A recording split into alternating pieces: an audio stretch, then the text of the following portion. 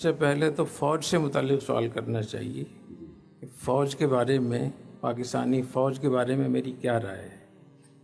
اس کے بعد پھر جنرل باجوہ کی باری آ جائے گی انشاءاللہ۔ تو میں یہ سمجھتا ہوں، اور اس کو بہت اچھے طریقے سے آپ لوگ سن لیں، کہ جو میں نے جو تاریخ پڑھی ہے،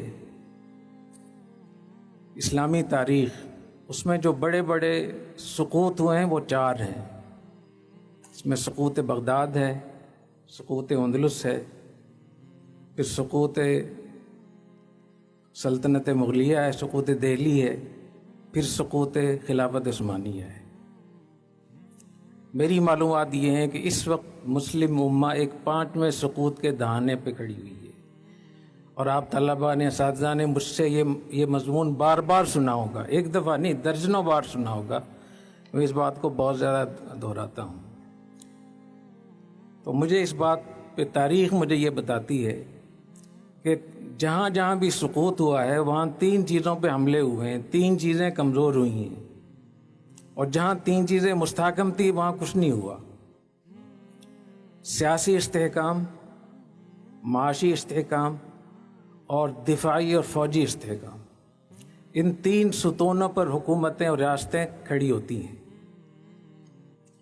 تو میں نے اسلامی تاریخ میں یہ دیکھا ہے کہ جہاں معیشت تباہ ہو گئی تو پھر وہاں بلیک میل ہونا شروع ہو جاتے ہیں، اور جہاں آپس میں اختلافات ہو گئے اور سیاسی عدم استحکام سے دوچار ہو گیا وہ ملک یا وہ ریاست، یا فوج کمزور ہو گئی، تو وہ ریاست اور وہ حکومت اور وہ خلافت، وہ سلطنت، وہ زوال سے دوچار ہوتی ہے۔ تو میں 15-20 سال سے یہ اس موضوع کو بیان کر رہا ہوں کہ بہت مشکل حالات ہیں، اور ان مشکل حالات میں آخری جو لائن ہے امت مسلمہ کی وہ پاکستان ہے۔ باقی تو سب آگے پیچھے ہو گیا، آپ لوگوں نے دیکھ ہی لیا ہے، کسی کے پاس کوئی ایسی طاقت نہیں ہے، کوئی ایسی چیز نہیں ہے۔ تو میں یہ سمجھتا ہوں کہ یہ ہمارے پاکستان کی امت مسلمہ کی فوج ہے، اور جتنا میں نے اس فوج کو دیکھا ہے، جتنے ان کے افسروں سے میں ملا ہوں، اور بہت بڑی سطح پہ، تو میں اس بات کو بہت اچھے طریقے سے کہہ سکتا ہوں، کہتا ہوں، اور میں اس کا آخرت میں بھی جواب دوں گا کہ ہماری فوج اسلامی فوج ہے۔ اور اگر آپ کو شک ہو تو آپ مصر میں چلے جائیں، سعودی عرب میں چلے جائیں، امارات میں، قطر میں، دبئی میں، بحرین میں، کویت میں، عراق میں، شام میں، کسی بھی ملک میں چلے جائیں، تاکہ ملیشیا میں چلے جائیں، انڈونیشیا میں چلے جائیں، تو آپ کو اندازہ ہو جائے گا کہ جو فوجیں لبرل ہوتی ہیں وہ کیسی ہوتی ہیں۔ آپ نے وہ فوجیں دیکھی نہیں ہیں ابھی۔ تو میں یہ سمجھتا ہوں کہ ہمارے ہاں سیاسی عدم استحکام عروج پر ہے، معاشی عدم استحکام سب کے سامنے ہے کہ ہماری معیشت کہاں پہنچی ہوئی ہے۔ صرف ایک مورچہ جو آخر میں ہے، ایک ستون بچتا ہے، وہ ہے فوجی قوت۔ اور جس طریقے سے سیاسی جماعتیں، مذہبی جماعتیں، دوسرے معاشرے کے لوگ ہر وقت فوج کے پیچھے پڑے رہتے ہیں، فوج کے خلاف بولتے ہیں، میں سمجھتا ہوں کہ فوج پہ تنقید تو کریں، جہاں جہاں فوج نے غیر آئینی کام کیا ہے، کسی پر ظلم کیا ہے، غلط کام کیا ہے، اس پہ بولیں، احتجاج کریں، حق ہے آپ کو بولنے کا، لیکن یہ تنقید تعمیری ہونی چاہیے، مثبت ہونی چاہیے۔ اس تنقید کا مقصد فوج کے ادارے کو کمزور کرنا نہ ہو۔ بہت سے لوگ اسلام کو تو گالی نہیں دے سکتے تو مسلمانوں کو گالیاں دیتے ہیں، بہت سے لوگ مدارس کو برا بھلا نہیں کہہ سکتے تو وہ کسی محتمم کو برا بھلا کہیں گے۔ تو یہ جو طریقہ ہے کہ تنقید کو تحقیر کا اور ایک سازش کا ذریعہ بنا لینا، اور پاکستان اور اسلام کے دشمنوں کی آوازوں میں آوازیں ملا لینا، یہ بہت خطرناک ہے۔ یہ ہم اپنے پیروں پہ کلاڑی مار رہے ہیں۔ مجھ پہ بہت زیادہ اس پہ دباؤ رہا ہماری مذہبی جماعتوں کی طرف سے، بہت سی شخصیات کی طرف سے، لیکن آپ حضرات کو اس بات کا علم ہوگا کہ میں ہمیشہ کوشش کرتا ہوں کہ کوئی بھی معاملہ ہو تو اس کی تہہ تک پہنچوں، سنی سنائی باتوں پر، افواہوں پر میں نہیں جاتا۔ اس میں ہو سکتا ہے کہ مجھ سے غلطی ہو گئی ہو سکتا ہے کہ میں نے جو اس کا نتیجہ نکالا ہو غلط ہو، لیکن یہ ہوگا اجتہادی معاملہ۔ مجھے اللہ کی رحمت سے بہت امید ہے کہ اللہ کے ہاں اس پہ گرفت نہیں ہوگی۔ تو میں نے اس کی فوج کے اوپر بہت میں نے ہوم ورک کیا ہے، بہت میں نے محنت کی ہے، ان کے لوگوں سے میں ملا ہوں، ان کی چھاونیوں میں گیا ہوں، کاکول گیا ہوں، پی ایم اے میں گیا ہوں، کہ بہت ساری چیزیں میں نے دیکھی ہیں۔ اس کو دیکھنے کے بعد تو مجھے ان لوگوں میں سب سے زیادہ دینداری نظر آئی بنسبت دوسرے لوگوں کی۔ یہ وہ چیزیں جو میرا مشاہدہ ہے، جو ہماری فوج ہے، اس فوج کو اس کی حفاظت کریں آپ لوگ، اس کی عزت اور توقیر کی حفاظت کریں۔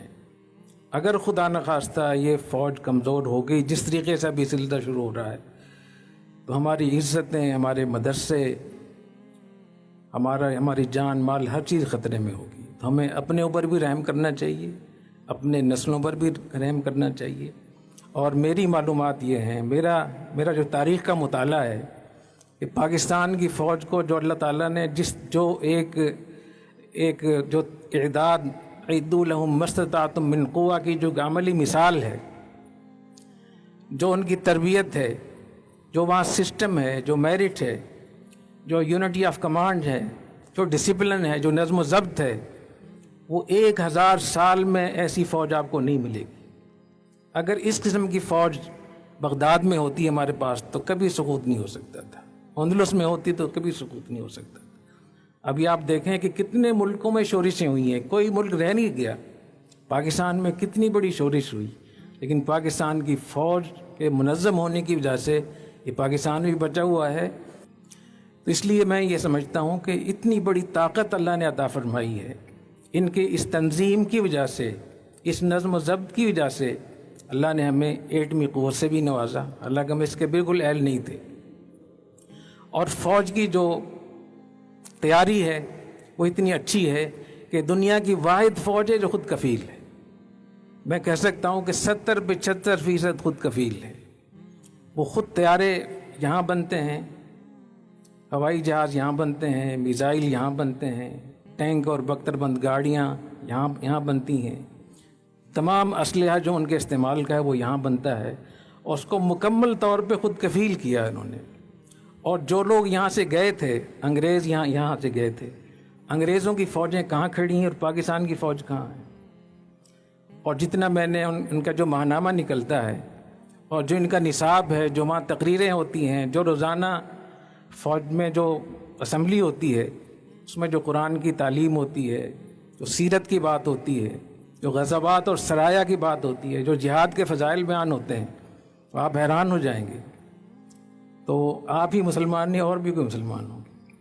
اور ایک فوج کی ایک بہت اہم بات اور ہے جو مجھے بہت پسند آئی ہے، وہ ایک فوج میں صرف مسلمان ہیں اور پاکستانی ہیں، دیوبندی بریلوی وہاں نہیں ہے۔ اور خدا کے لیے جو علماء کرام فوج میں جا رہے ہیں وہ بھی اپنے آپ کو صرف مسلمان اور پاکستانی کہیں، فوج کو کسی بھی صورت میں تقسیم نہ کریں۔ جو شخص فوج کو تقسیم کرتا ہے، فوج کے اندر تفرقہ ڈالتا ہے، وہ اسلام کا اور پاکستان کا سب سے بڑا دشمن ہے، چاہے کوئی عالم ہو، چاہے کوئی فوجی ہو، چاہے کوئی غیر فوجی ہو۔ میں اس نتیجے پر پہنچا ہوں کہ جس ڈسپلن کا سم و طاع کا قرآن حدیث میں ذکر ہے، وہ اگر ہماری حکومتوں میں آ جاتا، وہ سم و طاع، وہ ڈسپلن، نظم و ضبط اور وہ میرٹ، تو آج ہمارا سر اونچا ہوتا۔ یہ پاکستان کی واحد فوج ہے جن کے ہاں نظم و ضبط ہے، جب وہاں آرڈر چلتا ہے، وہاں حکم چلتا ہے، لوگ بات مانتے ہیں، وہاں ریٹ ہے حکومت فوج کی۔ تو اللہ تعالی ہماری فوج کو صحیح سلامت رکھے۔ اور جو لوگ سرحدوں پہ ہیں، جو مختلف جگہوں پہ پہرے دے رہے ہیں ہمارے فوجی، میں ان کو یہ بشارت سنانا چاہتا ہوں کہ نبی کریم صلی اللہ علیہ وسلم نے ارشاد فرمایا، من رابط وراء المسلمین حارسا کان له اجر من خلفہ، کہ جو جس جگہ کا پہرا دیتا ہے تو اس میں جتنے بھی لوگ نیک کام کرتے ہیں ان سب کا ثواب ان کو ملتا ہے۔ جو پاکستان کے فوجی محاذوں پر ہیں، سیاچن میں ہیں، مختلف جگہوں میں سرحدوں پہ کام کر رہے ہیں، چھاونیوں میں مختلف ٹریننگ کر رہے ہیں، اور وہ تیار ہیں ماشاءاللہ، جو وقت ان کا صرف ہو رہا ہے تو بہترین وقت ہے، بہترین عبادت ہے، وہ عبادت میں صرف کر رہے ہیں۔ آپ نے یہ حدیث پڑھی ہوگی کہ جو مجاہد کا گھوڑا ہوتا ہے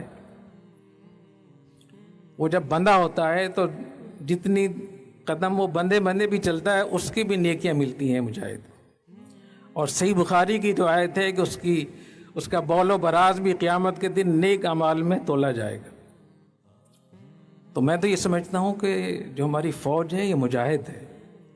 البتہ یہ ضرور ہے کہ جیسے اور مجاہدین غلطیاں کرتے ہیں، ہم نے دیکھا افغانستان میں کہ پہلے جو تنظیمیں تھیں، شیخ سیاف کی، ربانی، حکمت یار، احمد شاہ مسعود اور بڑے بڑے لوگ تھے، تو پہلے بہت مجاہد تھے، ان سے غلطیاں ہوئیں. تو اگر فوج کوئی غلطی کرتی ہے، کسی پہ ظلم کرتی ہے، تو اس کی حمایت نہیں میں کر رہا، لیکن ادارے کے طور پر میں سمجھتا ہوں کہ اس کی حمایت کرنی چاہیے. اور فوج کے خلاف بولنا، اپنی مجلسوں میں مجلس آرائی کرنا اور فوج کے خلاف بولنے کو اپنی ہیرو بننا، اس کے لیے اپنی کامیابی سمجھنا، یہ اپنے پیروں میں کلہاڑی مارنے کے مترادف ہے. ہمیں اس سے باز رہنا چاہیے اور ہمیں خودکشی نہیں کرنی چاہیے. آپ یقین سمجھیں کہ ہماری معیشت کہاں ہے، سیاسی عدم استحکام کہاں تک پہنچا ہوا ہے. ایک چیز آپ کے پاس بچی ہوئی ہے، وہ ایک فوجی قوت ہے. تو اگر یہ بھی خدا نخواستہ ختم ہو گئی تو پھر عراق ہے، پھر شام ہے، پھر یمن ہے، پھر چیچنیا ہے، پھر صومالیہ ہے، پھر لیبیا ہے، پھر الجزائر ہے. تو ہمیں اس کا خیال رکھنا چاہیے. جزاکم اللہ. السلام علیکم.